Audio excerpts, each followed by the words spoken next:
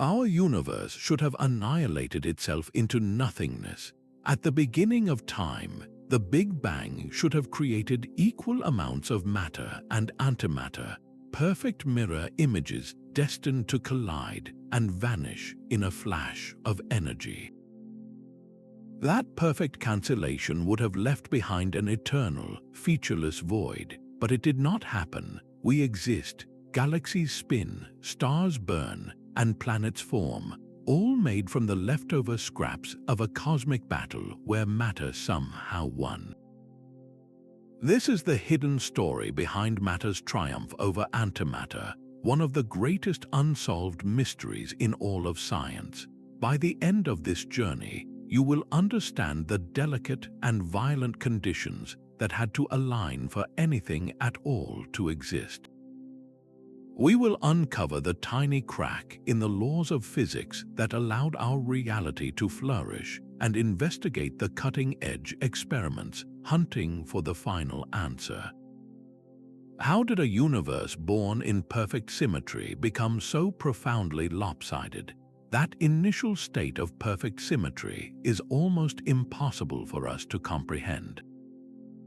Picture the universe not as a vast emptiness, but as a single, unimaginably hot and dense point.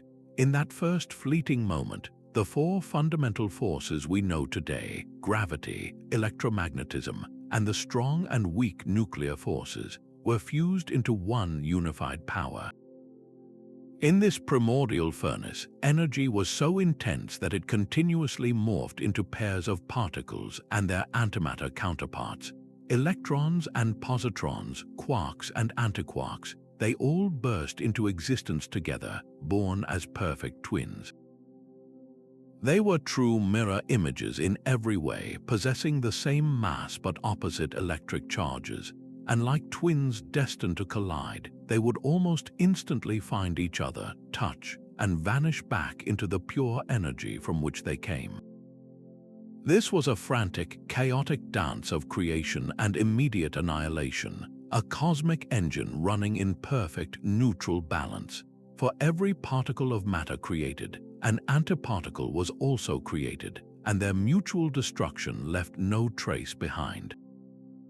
The universe was a blinding flash of light with no lasting substance. If this process had continued flawlessly, the story would have ended there. The cosmos would have expanded, cooled, and faded into a permanent, featureless dark. But we are here to tell the tale. This means that for every 1 billion pairs of matter and antimatter that annihilated each other in that early inferno, a single particle of matter somehow survived.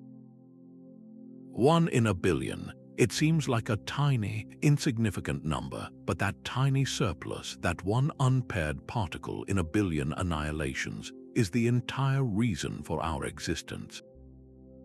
Every galaxy, every star, every planet, and every one of us is made from that 1 in a billion leftover. The perfect symmetry of the Big Bang was broken. But by what? The search for an answer forces us to examine the very rules of the game, the fundamental laws of physics that govern how particles behave and interact. The perfect symmetry of that early universe was governed by a set of unbreakable rules, the four fundamental forces. These are the architects of reality, the invisible hands that sculpt everything from the orbit of planets to the bonds inside an atom. Gravity pulls matter together across vast cosmic distances. Electromagnetism governs light, electricity, and the chemical interactions that build our world. Then, on the smallest scales, we have the strong and weak nuclear forces. The strong force is an immensely powerful glue, binding protons and neutrons together in the hearts of atoms. The weak force is more subtle, responsible for a specific type of radioactive decay that can transform one particle into another. For decades, physicists held a deep-seated belief about these forces. They thought they operated with perfect fairness, a principle known as CP symmetry. This is a two-part idea. The C stands for charge conjugation, which means the laws of physics should be identical if you swap every particle with its antiparticle. The P stands for parity, meaning the laws should also be the same in a mirror universe, where left and right are reversed. Combined, CP symmetry suggested that the universe should be completely impartial, with no inherent preference for matter over antimatter or for left over right. If this principle had held absolutely, the story would be simple. Every particle of matter created would have its perfect antimatter twin, and their mutual annihilation would have been the final chapter. But the weak nuclear force held a secret. In the mid-1960s, two physicists, James Cronin and Val Fitch, made a startling discovery while studying the decay of strange particles called kaons. They found that the weak force occasionally breaks CP symmetry. In these rare decays, the antimatter version of a particle behaves slightly differently from its matter counterpart. It was not a dramatic shattering of the rules, but a tiny, almost imperceptible stumble in the cosmic dance. This was the first tangible crack in the armor of perfect symmetry. It proved that the laws of physics are not completely impartial. There is a built-in bias, a faint but definite preference written into the fabric of reality itself. This tiny asymmetry in the weak force was the first major clue, a sign that the universe's rulebook might have contained the seeds of its own lopsidedness from the very beginning. This tiny stumble in the weak force needed a name and a face. It found both in an unexpected place, with a pair of particles so strange they seemed to defy logic. The first concrete evidence for this cosmic bias emerged not from a giant telescope, but from a carefully controlled experiment studying the decay of neutral kaons. These are exotic, unstable particles that exist for only a fraction of a second before transforming into something else. For years, physicists assumed this transformation followed the rules of CP symmetry. They believed a kaon and an antikaon would decay into their constituent parts in exactly the same way, at exactly the same rate. It was a fundamental article of faith. Then, in 1964, James Cronin and Val Fitch designed an experiment of exquisite precision to test this very idea. They watched these fleeting particles with incredible care, tracing the paths of their decay products. What they found sent a shockwave through the world of physics. The antimatter version of the kaon did not always behave like a perfect mirror image. Occasionally, it decayed in a way that its matter counterpart would not. This was not a suggestion, it was a direct violation of CP symmetry. The universe, on this most basic level, could tell the difference between left and right, and between matter and antimatter. The effect was incredibly subtle, a statistical whisper in a sea of data, but its implications were deafening. It proved that the laws of physics are not perfectly impartial. A bias is written directly into the cosmic rulebook. For this monumental discovery, Cronin and Fitch were awarded the Nobel Prize. They had found the first crack in the foundation of a symmetrical universe. That tiny crack was a clue of cosmic importance, the first piece of a puzzle explaining our very existence. Yet, as profound as it was, this specific violation was far too small. The asymmetry Cronin and Fitch observed in kaon decays was a mere 1 part in 1,000. Remember, to account for our matter-filled cosmos, we need an asymmetry of about 1 part in 1,000,000,000. The seed had been discovered, but it was far too feeble to grow the entire universe. The hunt was on for a much larger source of asymmetry, a deeper, more powerful mechanism hidden within the laws of physics. That 1 part in 1,000 imbalance was a monumental discovery, but it was only a whisper when we needed a shout. To understand the true scale of the problem, physicists needed a way to measure our universe's good fortune with precision. They found it in a single, crucial number called the Baryon asymmetry parameter. Think of this number as the universe's final balance sheet. It compares the number of leftover matter particles, known as baryons, which include the protons and neutrons that make up our world, to the immense sea of light particles, or photons, that fill the cosmos as the fading echo of the Big Bang. The result of this calculation is staggeringly small. For every 10 billion photons we detect in that cosmic background radiation, there is just one single, solitary proton that was not annihilated in the early universe. This number is the quantitative proof of our razor-thin margin of existence. It tells us that for every 10 billion matter-antimatter pairs that collided and vanished, a single particle of matter survived. Our entire observable universe, with its 2 trillion galaxies, is built from that 1 in 10 billion surplus. This number crystallizes the entire mystery. It is not a story of a great battle where matter won a decisive victory, but rather a tale of a near-perfect cancellation from which matter barely escaped. The central challenge for any theory is to explain how such a precise yet incredibly tiny asymmetry could possibly emerge from a state of perfect symmetry. How does a perfectly balanced scale become tipped by such a minuscule, yet cosmically significant amount? The answer lies in a set of 3 rules, a theoretical roadmap first proposed by the physicist Andrei Sakharov.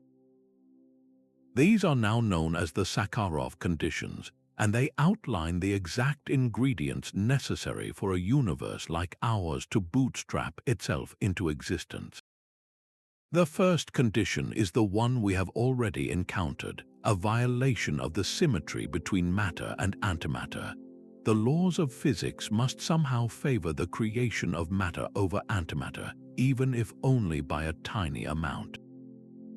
The second condition involves a departure from thermal equilibrium. In the frantic heat of the early universe, where creation and annihilation were in perfect balance, this imbalance could not manifest.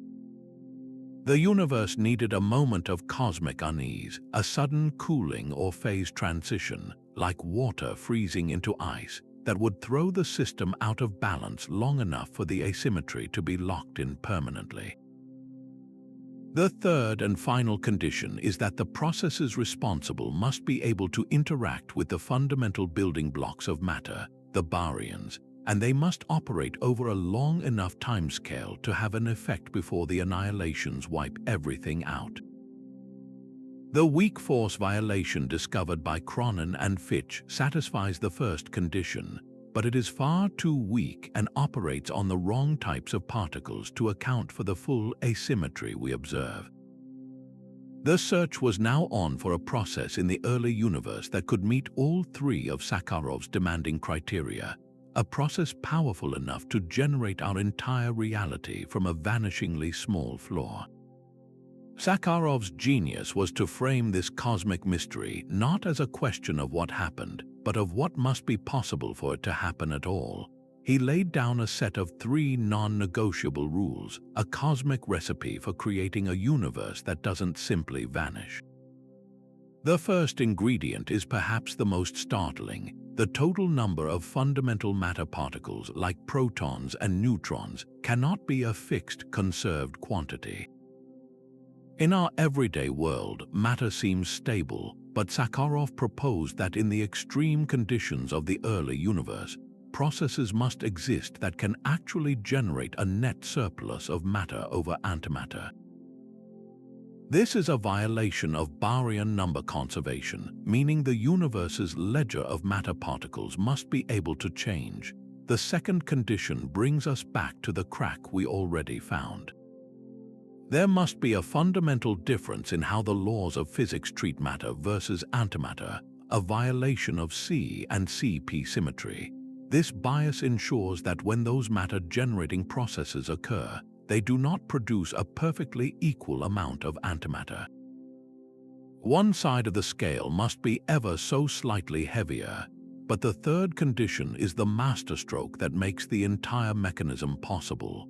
these asymmetric processes cannot happen in the intense, stable heat of the primordial furnace, where creation and annihilation are in perfect, frantic balance. They require a moment of cosmic unease, a departure from thermal equilibrium. The universe had to expand and cool rapidly enough to create a snapshot of instability, like supercooled water suddenly freezing. In that fleeting moment of transition, the tiny asymmetry could be imprinted onto the fabric of reality before annihilations could wipe the slate clean again. Sakharov's conditions transformed a philosophical puzzle into a rigorous engineering problem.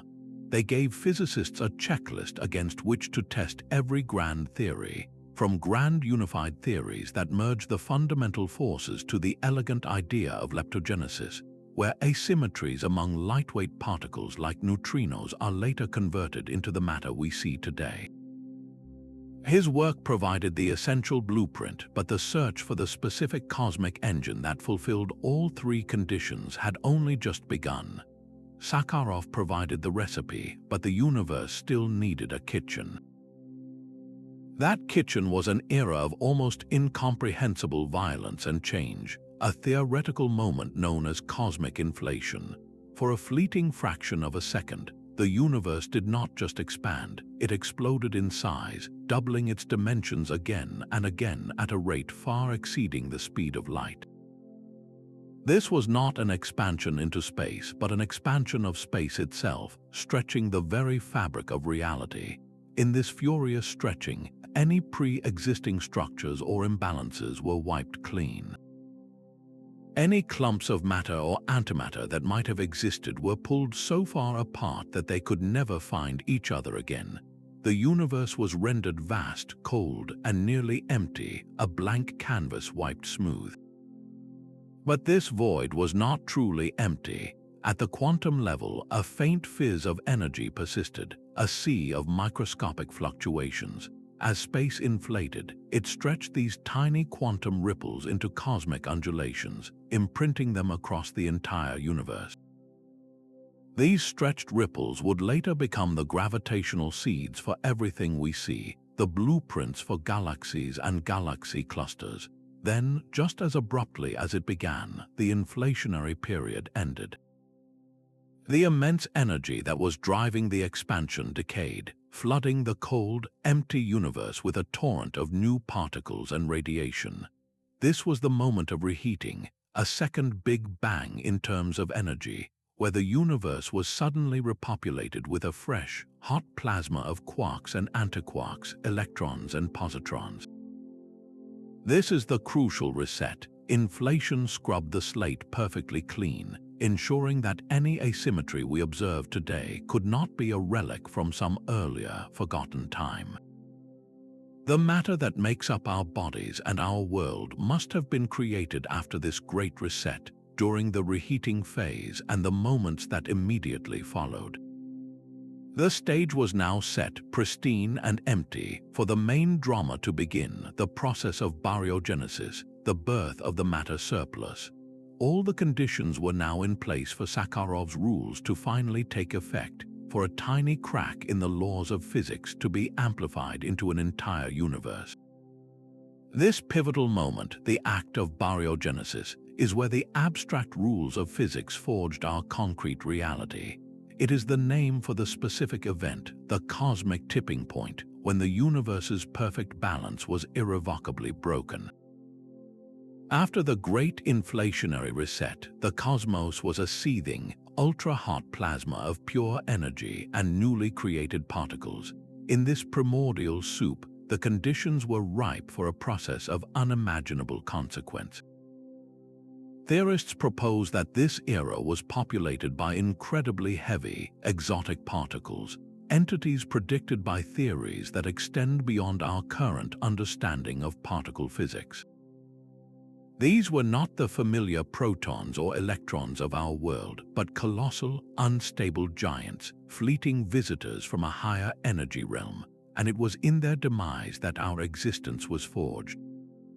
These heavy particles and their antimatter counterparts were unstable. They could not endure in that hot plasma and began to decay, transforming into lighter, more stable particles. But due to the inherent CP violation, the subtle bias in the laws of physics, this decay was not perfectly symmetrical. The decay of a matter particle produced a certain mix of offspring, while the decay of its antimatter mirror image produced a slightly different mix. Crucially, this asymmetry meant that for every billion decays, a few more quarks, the building blocks of protons and neutrons, were produced than antiquarks. This is the heart of the miracle. It was not a single, dramatic event, but a statistical inevitability played out over countless decays. Each decay contributed a nearly imperceptible excess, a single grain of sand on a cosmic beach. But when you have a universe full of these decaying particles, those grains accumulate. The entire process had to occur out of thermal equilibrium, just as Sakharov prescribed. The universe was cooling so rapidly that these decays happened before annihilations could restore the balance. The slight surplus of matter was effectively frozen into place, locked in by the expanding and cooling cosmos. Then came the final, violent act. The vast majority of matter and antimatter particles, now present in almost equal numbers, did exactly what they were destined to do. They found each other and annihilated in a final, universe-spanning flash of pure energy, which we now detect as the cosmic microwave background radiation. But almost equal was not perfectly equal. For every 10 billion particles that vanished, one single particle of matter was left behind, with no antimatter partner to annihilate with. That 1 in 10 billion surplus is everything. It is the entire visible universe. Every star, every planet, every person is made from that leftover scrap, the ash from a fire of near total annihilation. Baryogenesis is the hidden engine that generated our reality from a vanishingly small flaw in the symmetry of creation. Yet, the nature of those heavy, exotic particles remains one of the greatest unsolved puzzles in physics. Yet this elegant engine of baryogenesis remains a theoretical ghost. Our most powerful and tested description of reality, the standard model of particle physics, should be able to host such a mechanism.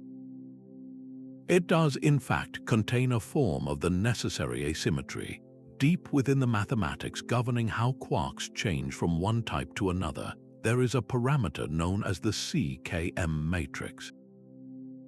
This is not a machine, but a complex map of probabilities, and it includes a subtle, built-in phase that allows for CP violation. It is the very same kind of crack that Cronin and Fitch discovered. The problem is one of scale. When physicists calculate the amount of matter-antimatter asymmetry this mechanism can produce, the result is staggeringly inadequate. The standard model's inherent bias is far, far too weak. It can only generate an imbalance on the order of 1 part in 10 billion, but that is the exact amount of asymmetry we observe in the universe today. This creates a profound contradiction. The model can only produce enough surplus matter to explain our existence if that surplus was already present as a starting condition. It cannot create the surplus from a state of perfect symmetry on its own. In essence, the standard model is a brilliant account of the universe's present rules, but it is fundamentally silent on the question of its origin. It describes the stage and the actors with breathtaking precision, but it has no script for the play's most important act, the moment the stage was set. This shortfall is not a minor oversight. It is a screaming clue etched into the fabric of everything we see. The fact that our best theory falls short by a factor of 10 billion is a powerful indicator that we are missing something fundamental. New physics, phenomena beyond the current standard model, must be responsible for tipping the scales. This realization transforms the mystery from a philosophical curiosity into a direct experimental mission. The hunt is now on for the hidden particles and forces that truly engineered our universe.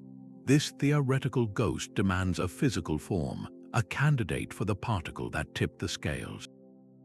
Grand unified theories step onto the stage as a powerful answer.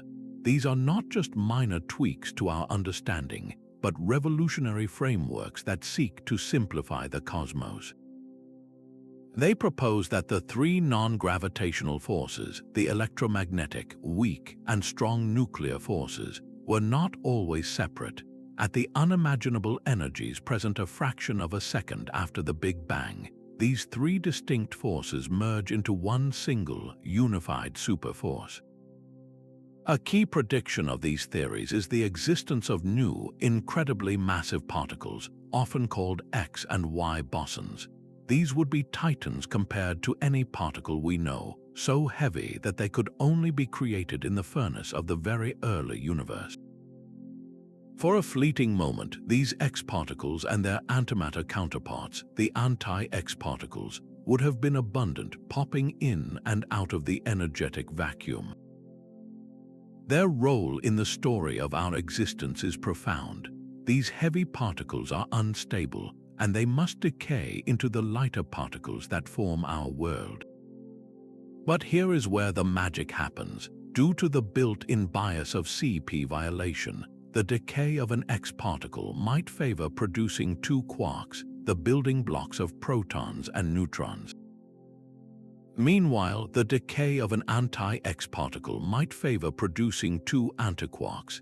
It is not a perfect one-to-one mirror. Imagine two seemingly identical factories, one for matter and one for antimatter. Both produce widgets, but the matter factory has a tiny, persistent flaw in its assembly line. For every million widgets the antimatter factory produces perfectly, the matter factory produces 1,000,001. The difference is almost negligible on the production line, but if both factories are shut down and their products are forced to cancel each other out, that one extra widget from the matter factory is the only thing left standing. In the cosmic context, as the universe expanded and cooled, these heavy X particles vanished. Their decay products, the quarks and antiquarks, were then set on a collision course. The vast majority annihilated each other, but because of that tiny, persistent bias in the decay rates, a slight surplus of quarks remained. This is the elegant mechanism by which a grand unified theory could have fulfilled Sakharov's conditions, generating the primordial seed of all matter we see. While compelling, this narrative remains a prediction. We have not yet detected these X bosons or observed the unification of forces directly. The energies required are far beyond the reach of any particle accelerator we can build.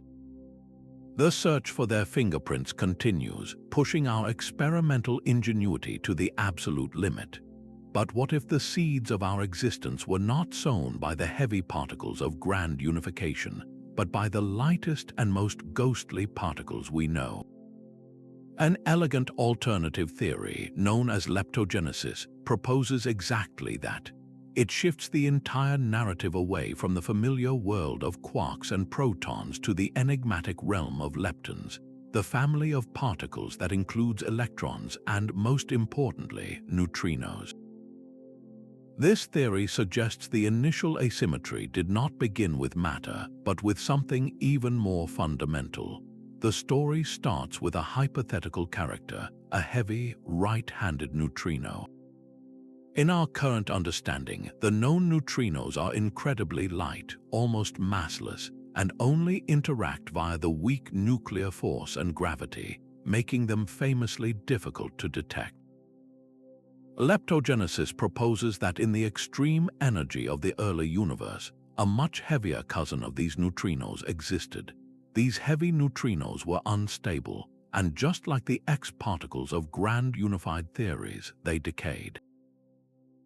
Due to the necessary CP violation, their decay was not perfectly symmetrical. They produced ordinary, light leptons, like electrons and neutrinos, slightly more often than they produced antileptons. This created a tiny surplus of leptons over antileptons, a lepton asymmetry. But this is only half the puzzle. We are made of baryons, protons, and neutrons, not leptons. How does an excess of light particles translate into the solid matter of our world? The answer lies in a subtle and powerful quantum process that was active in the hot, dense early universe, known as a Sphalerine process.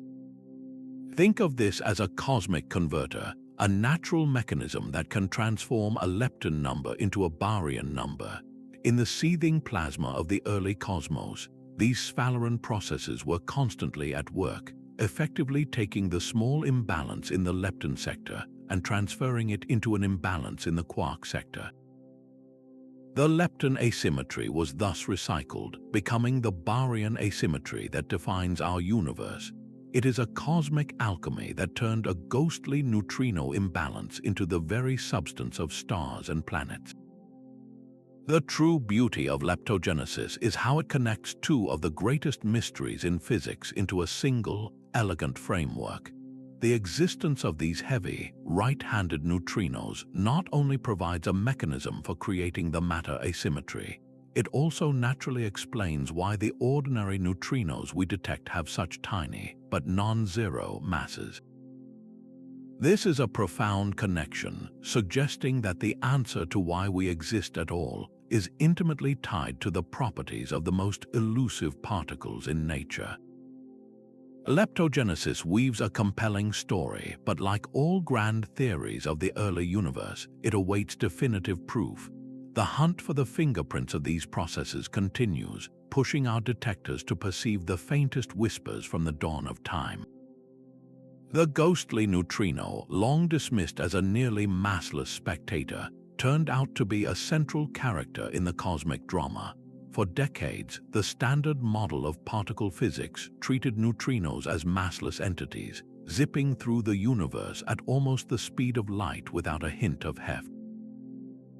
This assumption was shattered by a series of elegant experiments that observed neutrinos oscillating, changing from one type to another as they traveled vast distances. This bizarre behavior is only possible if neutrinos have mass, however tiny. The discovery that they possess even a minuscule weight was a revolution, forcing a rewrite of our most fundamental theories and opening a direct pathway to understanding the universe's birth. This tiny mass is not a minor detail. It is a profound clue, a whisper from an era of physics we cannot yet directly observe. The most compelling explanation for why neutrinos are so inexplicably light is a beautiful concept called the seesaw mechanism. Imagine a playground seesaw. On one end sits the familiar, lightweight neutrino we can detect. On the other end sits its hypothetical, incredibly heavy partner, a right-handed neutrino. As one end goes down to an almost immeasurably small mass, the other is driven up to an unimaginably large one. This elegant balancing act naturally explains the feather-light nature of ordinary neutrinos. But its implications run far deeper. These heavy right-handed neutrinos are the very same particles required by the theory of leptogenesis to seed the matter-antimatter asymmetry. The mechanism that gives neutrinos their mass is intrinsically linked to the mechanism that created our universe. An even more startling possibility emerges if neutrinos are what is known as Majorana particles. Most particles have distinct antimatter opposites like the electron and the positron, but a Majorana particle is its own antiparticle. If the neutrino is a Majorana fermion, it would mean that the neutrino and the antineutrino are one and the same. This single property would allow for processes that violate lepton number conservation, meaning the total count of leptons in the universe would not be fixed. This is the exact kind of rule-breaking required by Sakharov's first condition. It would open the door for rare nuclear decays where two neutrinos simply vanish, a process that could only happen if the neutrino is its own antimatter twin. The search for this ultimate confirmation is underway in laboratories buried deep underground, shielded from cosmic rays. Experiments are hunting for a hypothetical event called neutrinoless double beta decay. If observed, it would be undeniable proof that neutrinos are Majorana particles. Finding this would not just complete our understanding of the neutrino, it would provide monumental support for leptogenesis as the true story of our origins. Every measurement of a neutrino's properties, from its exact mass to the subtle differences in how it oscillates compared to an antineutrino, is a direct test of the cosmic conditions that allowed matter to prevail. The answer to the greatest mystery of our existence may not lie in the colossal collisions of distant galaxies, but in the quiet quantum flutter of the universe's most elusive particle. These colossal machines are our time machines to the first moments of creation. The Large Hadron Collider, buried deep beneath the border of France and Switzerland, is the most powerful microscope ever built by humanity. Its purpose is not simply to discover new particles, but to recreate a state of matter that has not existed since the universe was less than a billionth of a second old.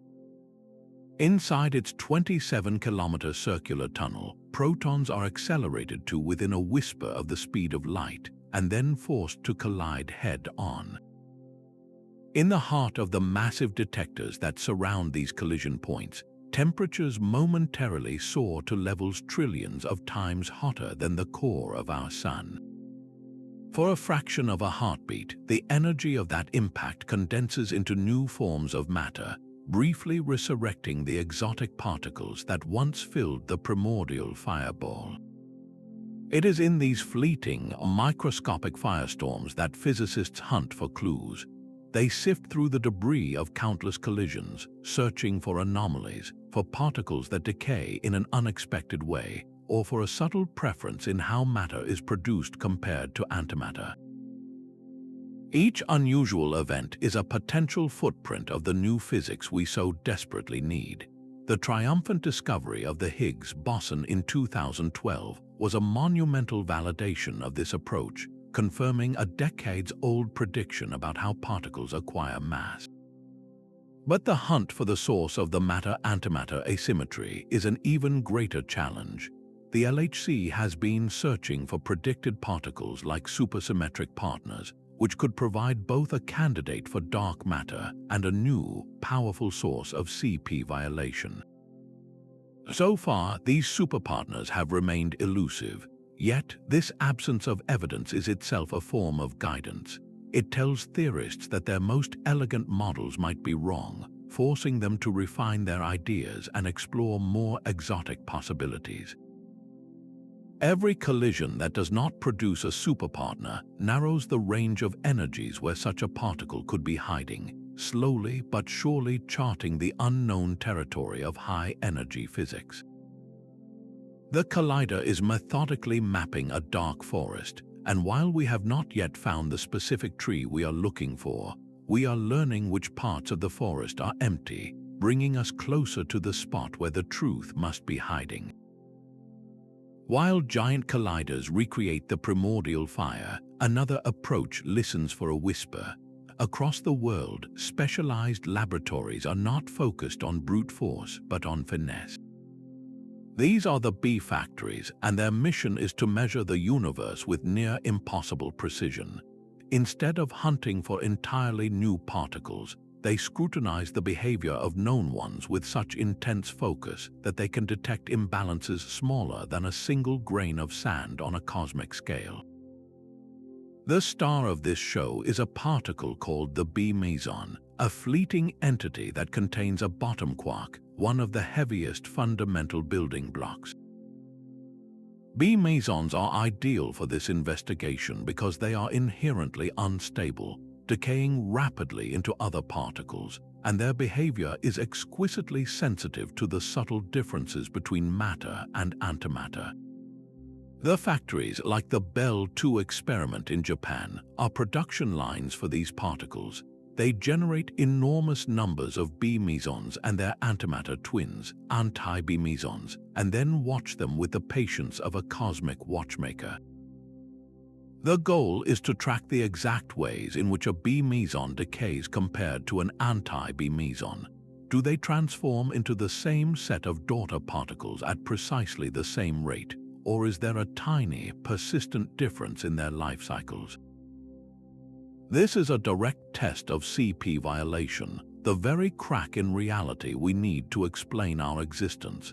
The standard model makes very specific predictions about how much asymmetry should appear in these decays. The B factories are designed to measure the actual decay rates with a precision that tests these predictions to their absolute limit. They are searching for a discrepancy, a tiny but statistically significant deviation from the expected result. Even a minute anomaly, a fraction of a percent difference from the theoretical calculation, would be a monumental discovery. It would be a smoking gun, signaling that the amount of CP violation we see is not just from the known forces described by the standard model. It would indicate the influence of something else, a new particle or a new interaction that contributes its own bias to the cosmic scales. Such a finding would be the first direct evidence of the new physics required to generate our universe, a fingerprint of the hidden process that tipped the balance in favor of matter. This painstaking work of measurement is just as crucial as the high-energy collisions, for it is in the quiet, meticulous details that the universe's deepest secrets are often revealed. This faint glow is the oldest photograph ever taken. It is the cosmic microwave background, a snapshot of the universe frozen in time when it was a mere 380,000 years old.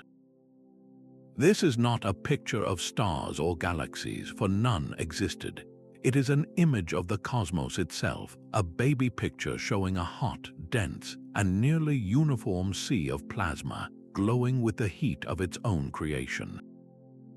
While this ancient light was released long after the decisive moment of baryogenesis, it serves as a crucial fossil record, preserving the final outcome of that primordial battle.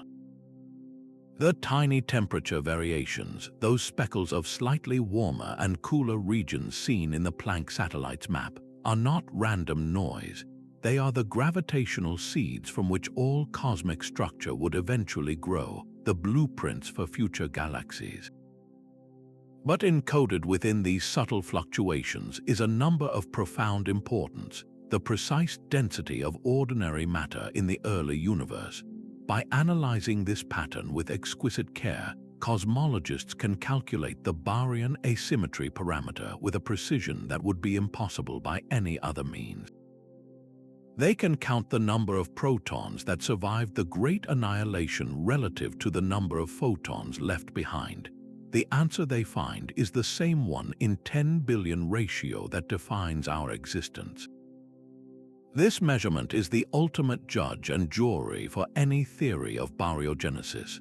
A proposed mechanism might be elegant and theoretically sound, but if it cannot naturally produce this exact, observed number, it must be discarded or revised. The CMB is the final arbiter of our cosmic origin story. Some theories even dare to suggest that the asymmetry might have left a more direct, if incredibly faint, signature. The violent processes that generated the matter surplus could have created a specific pattern of gravitational waves, ripples in the fabric of space-time itself. These primordial waves would have subtly influenced the polarization or the orientation of the CMB light. Hunting for this specific fingerprint is a primary goal for the next generation of observatories, both on the ground and in space. Finding it would be like discovering the signature of the architect on the foundation stone of reality, a direct glimpse into the engine room of creation.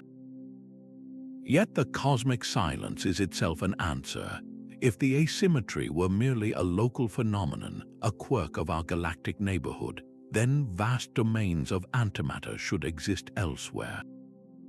Imagine entire galaxies, their stars and planets composed not of the familiar protons and electrons of our world, but of their antimatter twins, Such an antimatter galaxy would look identical to our own through a telescope, shining with the same nuclear fires. The only way to distinguish it would be at the border, the terrifying frontier where a matter galaxy and an antimatter galaxy meet. There, in the void between stars, stray atoms from each domain would inevitably drift across the boundary. Upon contact, matter and antimatter would not simply ignore each other. They would annihilate in a flash of pure energy, a continuous, universe-spanning firestorm of gamma radiation. This would be the brightest, most energetic border wall imaginable, a beacon visible across billions of light years. Astronomers have meticulously scanned the heavens for this specific, unmistakable signal. They have searched for the telltale gamma-ray signature of annihilation at the edges of galaxy clusters and in the vast, empty voids between them. The result is a profound and telling absence. No such boundaries have been found. The cosmos is not a patchwork quilt of matter and antimatter domains. The observable universe, as far as our most powerful instruments can see, is made entirely of matter. This universal purity forces a dramatic conclusion. The process that broke the symmetry was not a random fluctuation that happened here but not there. It was not a localized event. Instead, it must have been a global phenomenon, an intrinsic property of the cosmos itself that tipped the scales everywhere at once. This points directly back to that primordial reset button, the era of cosmic inflation. For the asymmetry to be so perfectly uniform, it had to be imprinted when the entire observable universe was compressed into an infinitesimally small, hot, and thoroughly mixed point. During or immediately after inflation, when the cosmos was a single, unified entity, the conditions were just right for Sakharov's mechanism to act uniformly across the entire expanse. The process that gave us existence did not create islands of matter in a sea of antimatter. It tilted the entire cosmic table, ensuring that every corner of reality we can ever observe is built from the same miraculous surplus. This universal purity forces us to confront a deeply philosophical question. Why do the laws of physics seem so perfectly tailored for our existence? Some scientists argue we are asking the question from a biased perspective. This line of reasoning is known as the Anthropic principle. It suggests a simple yet profound truth. We can only observe a universe capable of producing us. In a cosmos where matter and antimatter had perfectly cancelled out, there would be no galaxies, no stars, no planets, and certainly no one to wonder about the silence. Our very presence as observers is proof that the universe is not symmetric. The principle becomes even more striking when considered alongside the idea of a multiverse. Imagine an endless landscape of universes, each with different physical laws and constants. In most of these cosmic domains, the asymmetry might be zero, or perhaps even favor antimatter. Those universes would be dark, empty, and lifeless, but in a vanishingly small fraction of them, by pure chance, the conditions would be just right. The asymmetry would be 1 in 10 billion, allowing a surplus of matter to survive and eventually coalesce into conscious life. We inevitably find ourselves in one of those rare, hospitable bubbles, not because it is special in a grand cosmic sense, but because it is the only kind of place we could possibly call home. This does not explain the physical mechanism that broke the symmetry. It does not point to a specific particle or a new force. Instead, it offers a different kind of answer, a philosophical framework that reframes the mystery. It highlights the astonishingly fine-tuned nature of our reality. The precise value of the Baryon asymmetry is not an accident we need to explain away, but a prerequisite for our existence. While some find this perspective unsatisfying, a mere tautology, others see it as a necessary dose of cosmic humility. It reminds us that the laws we are trying to uncover are not necessarily universal or inevitable.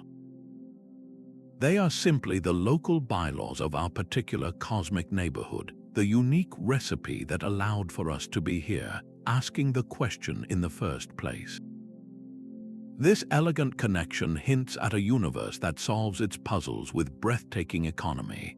What if the very same new physics that tipped the scales in favor of matter also left behind a stable, invisible relic that now shapes the cosmos on the largest scales? The mystery of dark matter and the mystery of our existence could be two sides of the same coin. For decades, we have known that the gravity of visible matter, the stars and galaxies we see, is not enough to hold the universe together. Galaxies spin too fast to be bound by the gravity of their luminous stars alone, and clusters of galaxies fly apart with a kinetic energy that should have torn them asunder long ago. Something else is out there, a vast, unseen scaffold of dark matter that provides the gravitational glue for the entire cosmic structure. We feel its pull, but we have never directly seen it. The leading candidate for this mysterious substance is a hypothetical particle known as a WIMP, a weakly interacting massive particle. The name itself is a perfect description. It has mass, so it exerts gravity, but it does not interact with light or ordinary matter in any significant way, allowing it to pass through our planet and even our bodies as if we were not even there. The profound idea is that these WIMP could be a direct byproduct of the process that created the matter surplus. Imagine the early universe moments after baryogenesis. The exotic particles responsible for generating the 1 in 10 billion surplus have done their job and decayed away. But what if their decay also produced a different kind of particle, one that was perfectly stable and neutral? This particle would not annihilate with an antiparticle because it would be its own antiparticle, or perhaps it was simply produced in such a way that it had no partner to destroy it. As the universe expanded and cooled, this stable relic would have decoupled from the hot plasma, ceasing to interact with anything except through gravity. It would simply hang there, a ghostly fossil from the first moments of time, its collective gravity eventually pulling the first galaxies together. In this elegant framework, the search for dark matter is no longer a separate investigation. Every experiment hunting for these elusive particles, whether deep underground in ultra-sensitive detectors waiting for a rare collision, or in space telescopes searching for the gamma rays produced when two dark matter particles annihilate, is also probing the conditions of the very early universe.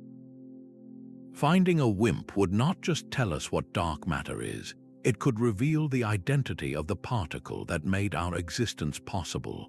The answer to why we are here might be written in the invisible dark matter that fills the spaces between the stars. These invisible fingerprints of creation are not the only ghosts we hunt. The same relentless drive to understand antimatter, to trap and study the most elusive substance in the universe, has spun off technologies that are now saving lives in hospitals worldwide. The tools forged in the fires of fundamental physics have a way of finding profound applications here on Earth. To study antimatter, scientists had to become masters of confinement. They had to build cages made not of bars, but of magnetic and electric fields, intricate bottles capable of holding a substance that annihilates upon contact with anything made of ordinary matter. These penning traps and their more advanced successors are marvels of precision engineering, requiring perfect vacuums, immense cooling, and magnetic fields of staggering stability. The engineering challenges of manipulating antimatter pushed the limits of vacuum technology, cryogenics, and control systems, innovations that have since rippled out into other fields of science and industry.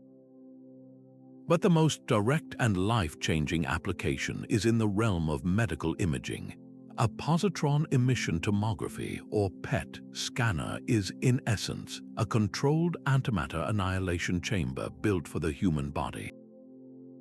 The process begins with a patient receiving a small, safe dose of a radioactive tracer, a molecule that emits positrons, the antimatter counterparts of electrons. Inside the body, these positrons travel a minuscule distance before encountering an electron. In a flash of energy, the two annihilate each other, exactly as they did in the early universe, producing a pair of gamma rays that fly off in opposite directions. The ring of detectors in the PET scanner captures these paired photons, and a computer uses their origin points to construct a stunningly detailed, three-dimensional map of metabolic activity within the body. This allows doctors to see the spread of cancer, monitor brain function, and diagnose heart disease with a clarity that was once unimaginable. It is a technology born directly from our understanding of Dirac's equation and the fundamental properties of antimatter. The pursuit of an answer to a cosmic question, why we exist, has given us a powerful tool to extend and improve human existence. This pattern repeats throughout the history of science. The quest to probe the deepest mysteries of the cosmos consistently forces us to invent new ways of seeing and manipulating the world, and those innovations often find their most meaningful purpose in the service of humanity. The search for antimatter is more than an abstract intellectual exercise. It is an engine of technological progress, proving that the stars we gaze upon and the lives we lead are connected in the most unexpected of ways.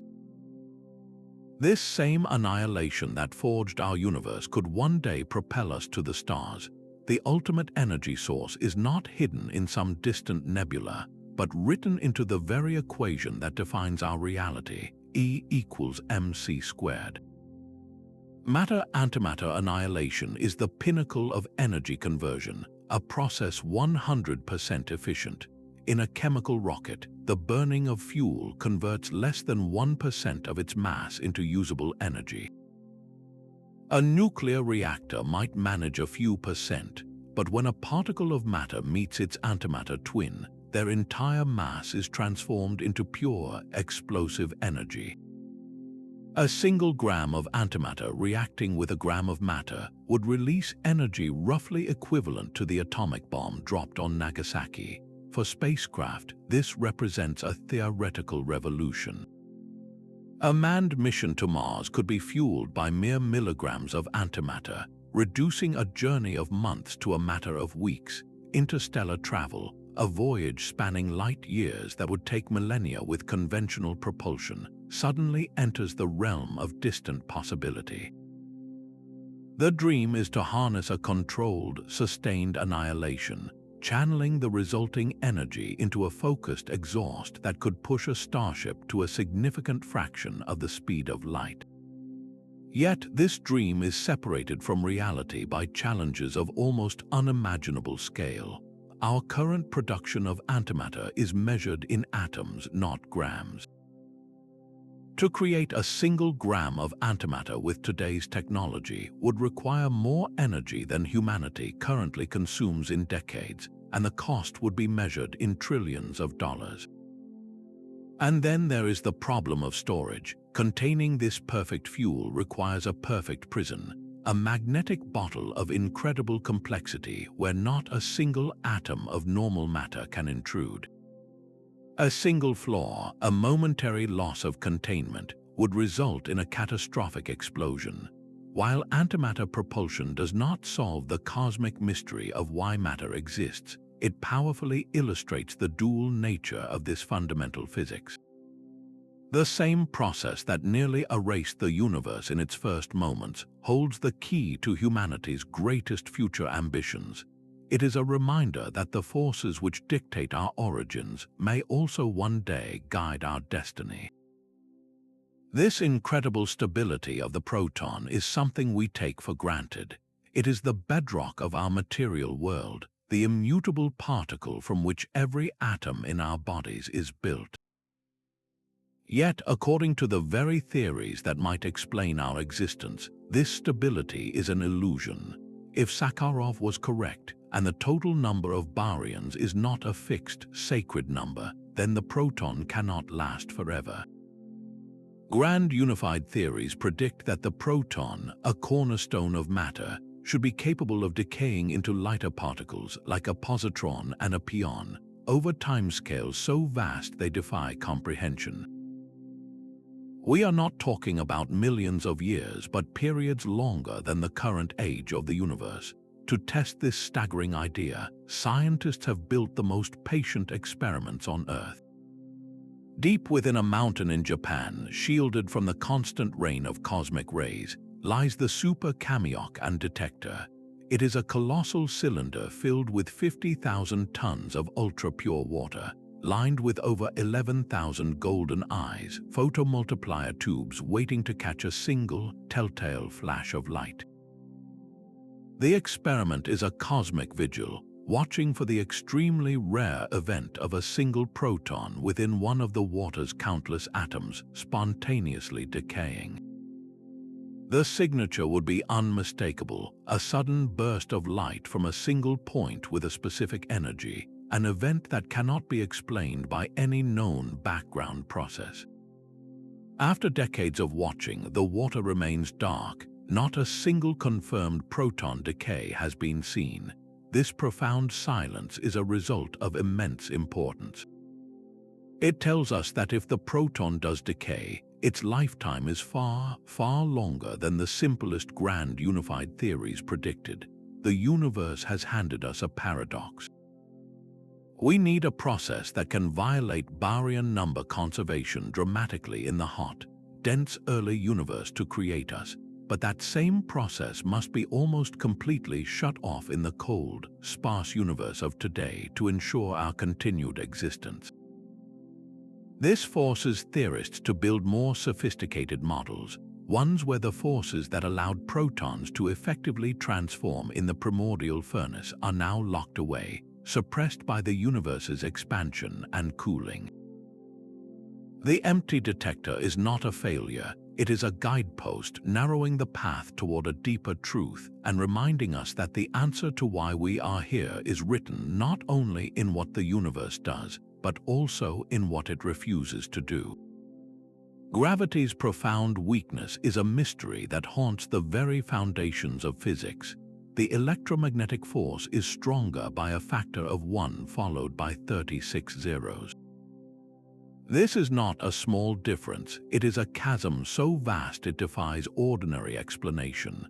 This is the hierarchy problem, and it suggests our understanding of the universe's fundamental scales is deeply incomplete. Why is the force that holds planets and galaxies together so utterly feeble compared to the forces that govern atoms? An elegant and beloved idea known as supersymmetry offers a breathtakingly simple solution. It proposes that for every known particle in the universe, there exists a hidden superpartner. Every matter particle or fermion, like an electron or a quark, would have a partner that is a force carrier, a boson. Conversely, every force carrier, like a photon or a gluon, would have a partner that is a matter particle.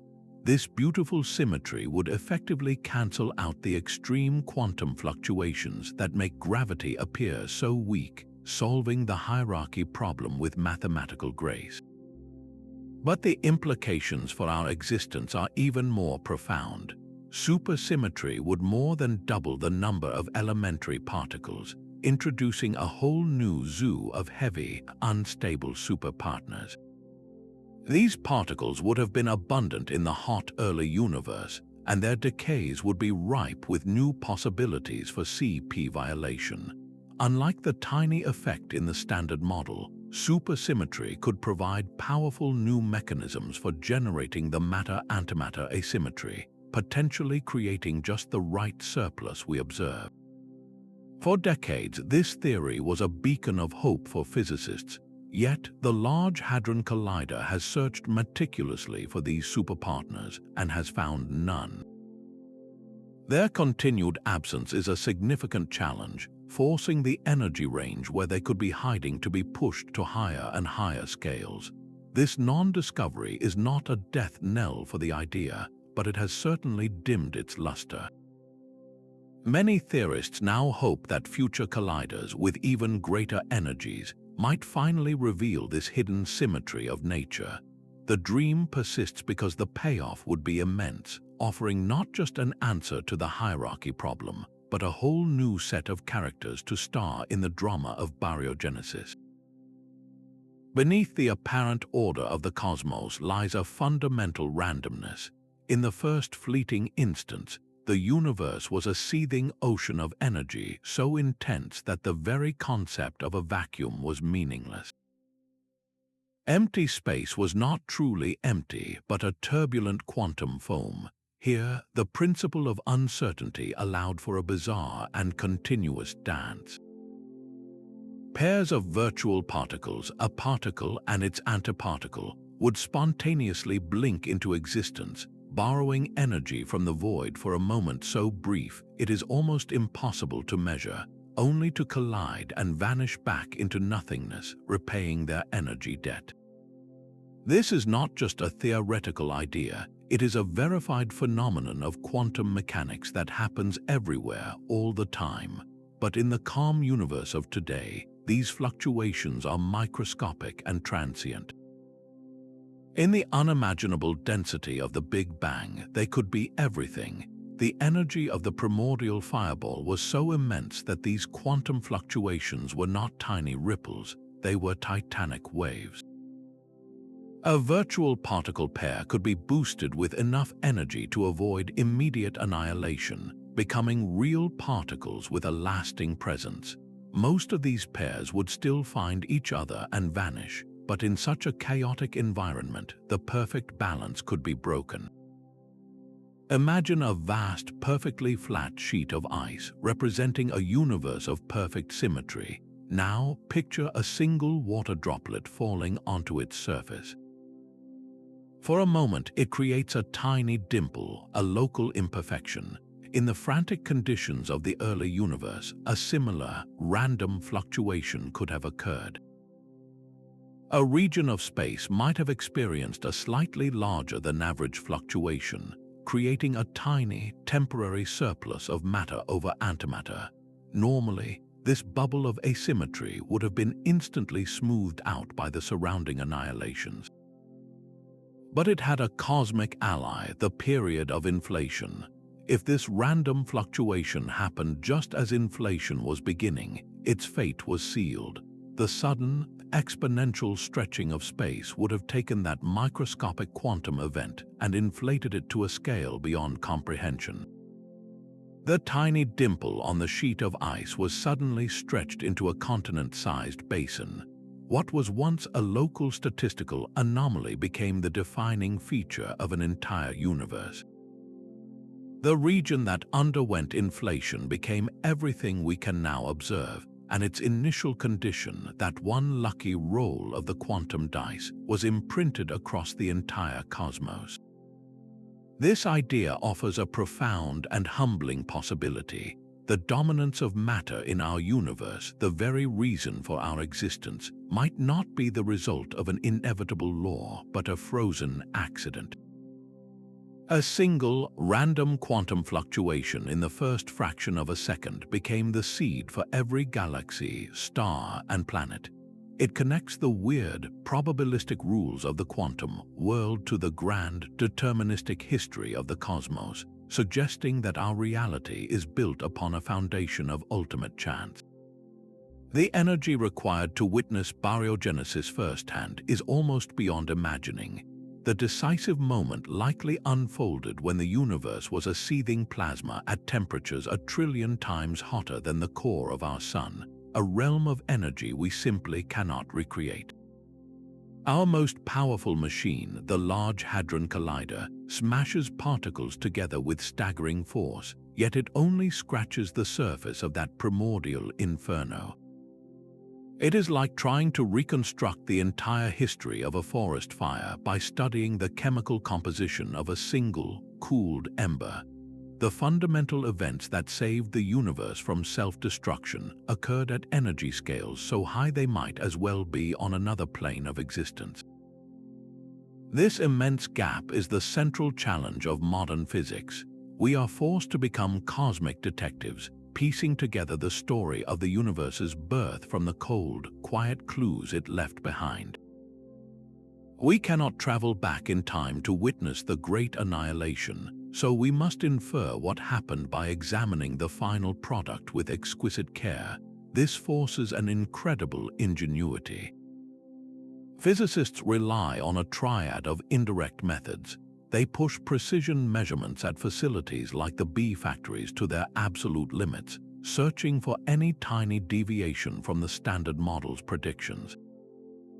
They use massive underground detectors to listen for the impossibly rare decay of a proton, a whisper from a grand unified theory, and they scour the cosmic microwave background, the fossilized light from the infant universe, for any imprint of those first violent moments. Each of these approaches is a different way of interrogating the present to uncover the secrets of the past. The inability to directly probe these energies is not a dead end, but a constraint that demands cleverness, patience, and a profound faith that the universe has left behind enough traces for us to find our own origin story. This radical shift in perspective transforms the question from a search for a cause to a statement of inevitability. Within an infinite multiverse, every possible combination of physical laws and constants is realized somewhere. Countless cosmic domains would have perfect symmetry between matter and antimatter, their brief, brilliant flashes of creation and annihilation leaving behind only eternal darkness. Others might possess asymmetries that are far too large, leading to a universe so dense with matter it would collapse back on itself almost instantly. We do not find ourselves in those universes because they are sterile, incapable of supporting the long, complex chain of events that leads to conscious life. Our existence is the filter. The fact that we are here to observe a cosmos with galaxies and stars forces the universe we observe to have the specific properties it does. The precise value of the baryon asymmetry, 1 in 10 billion, is not a lucky number we won in a cosmic lottery. It is the only type of number that allows for winners to exist at all. The controversy surrounding this idea is profound, as it seems to move the goalposts of science. If we cannot observe these other universes, can the multiverse truly be considered a scientific explanation? Proponents argue that the very fertility of our own universe, its ability to produce observers, is the observable evidence. The multiverse idea does not dismiss the search for a physical mechanism, but it reframes the ultimate why. It suggests that the local laws we are trying to uncover, the specific particles and forces, might be just one possible configuration in a much vaster reality. The answer to why our universe is made of matter may be that in an unimaginably vast cosmic landscape, a universe like ours had to appear somewhere, and we are simply living within it.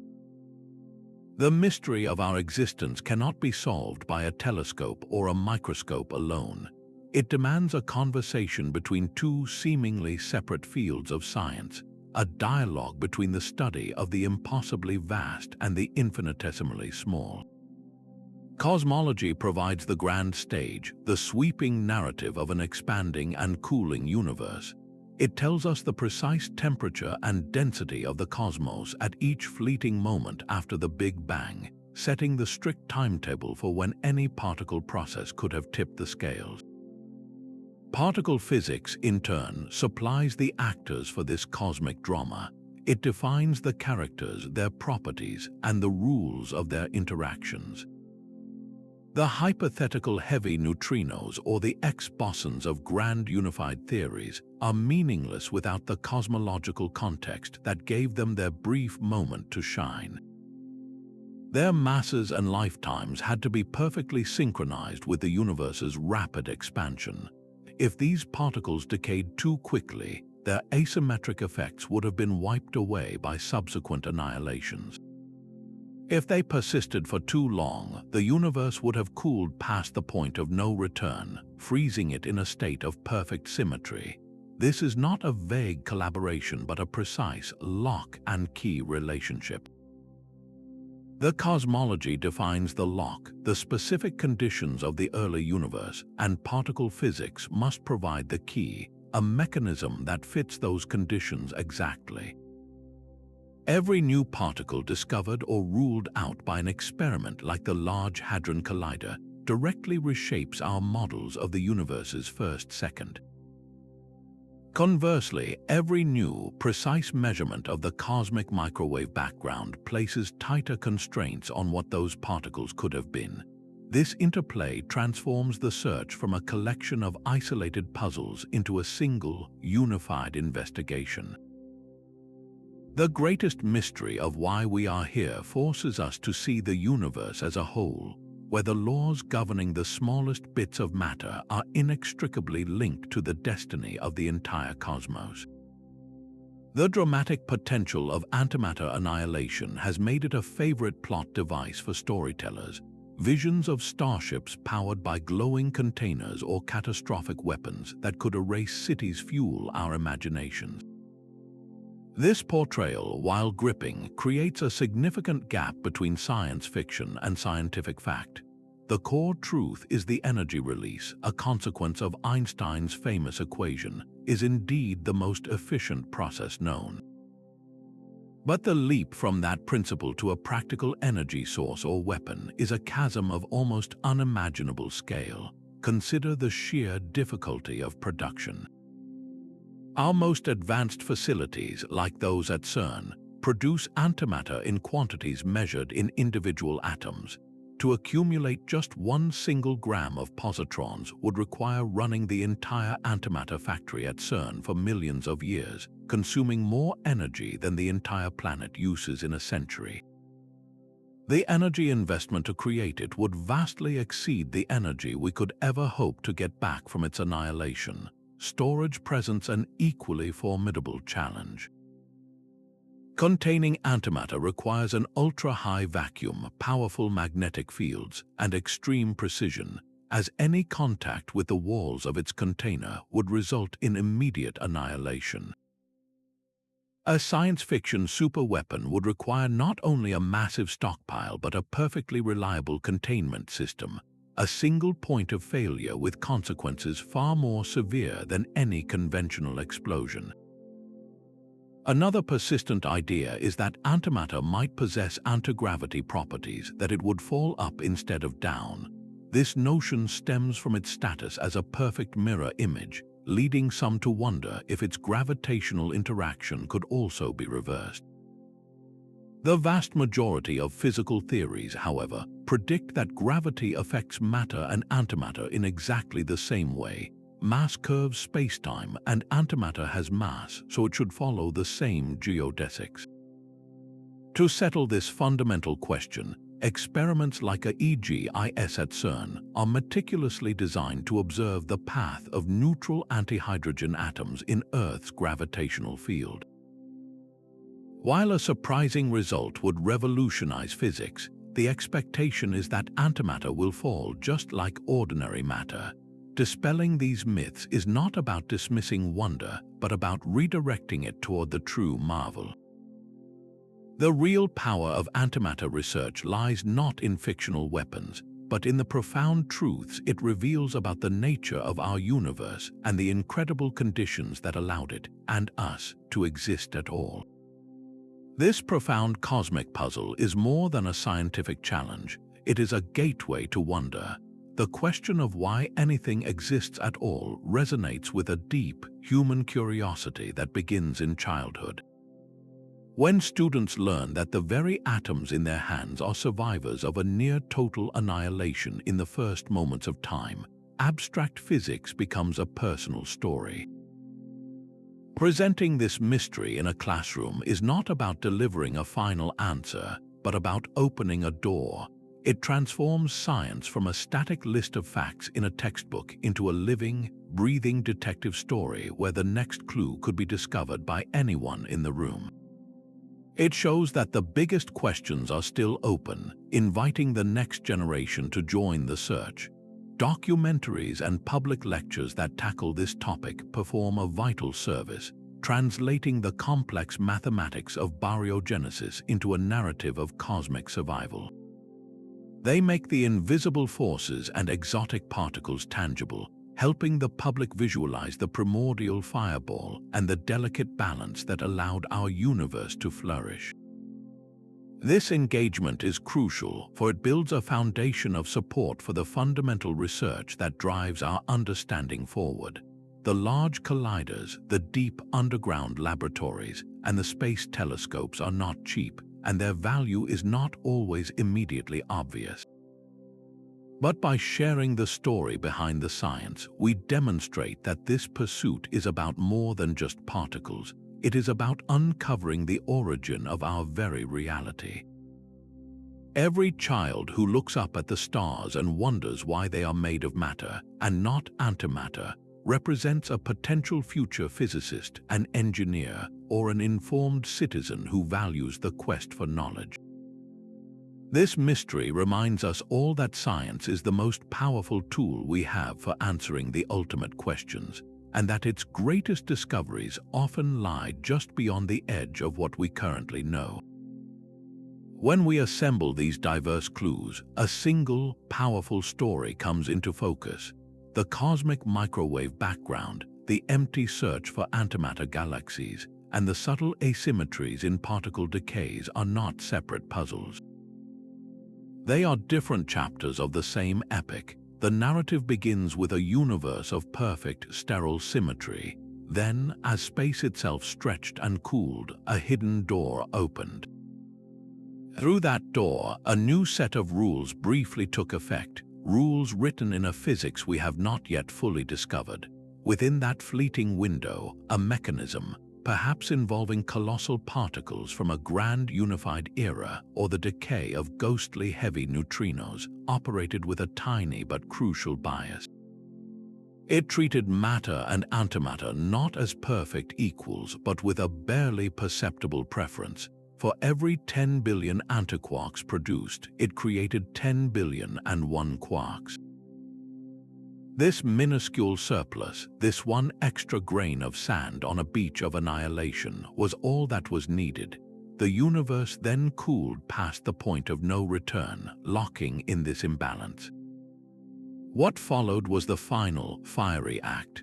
The nearly equal populations of matter and antimatter engaged in a mutual destruction of cosmic scale, a blaze of pure energy that filled the entire cosmos. The light from that final conflagration has been traveling for over 13 billion years, and we now detect it as the faint, cold glow of the cosmic microwave background. It is the permanent afterglow of the great annihilation, and the matter we are made of. It is the cold ash left behind, the 1 in 10 billion particles that survived because they had no partner to destroy them. This is the coherent narrative that ties our existence to the most fundamental laws of physics. It is a story written in the laws of quantum mechanics and etched into the oldest light we can see. While the final piece of the puzzle, the exact identity of the new physics that tipped the scales, remains elusive, the outline of our origin has never been clearer. This quest for our cosmic origin story is far more than a collection of equations and experiments. It is a profound reminder that our existence hinges on a fundamental imperfection. The hidden story behind matter's triumph is not one of overwhelming force, but of a delicate, almost undetectable bias written into the fabric of reality. We have mapped the edges of this mystery, uncovering vital clues like the crack of CP violation and the necessary conditions laid out by Sakharov. We have envisioned cosmic engines like Leptogenesis that could have forged our world from the ghostly realm of neutrinos. Yet the final, definitive answer remains just beyond our grasp, a ghost in the machine of the universe. This elusive truth is what drives humanity to build its greatest instruments, from the immense underground caverns watching for proton decay to the colossal rings where particles collide at nearly the speed of light. It inspires us to launch telescopes that can capture the faintest whisper of the Big Bang's afterglow. Each of these endeavors is a testament to our need to understand our place in the cosmos. The universe is not a place of perfect symmetry and balance. It is lopsided, asymmetric, and flawed in the most beautiful way imaginable, because that very flaw is the reason we are here to notice it. The search continues not just for a particle or a theory, but for the ultimate reason why there is something rather than nothing.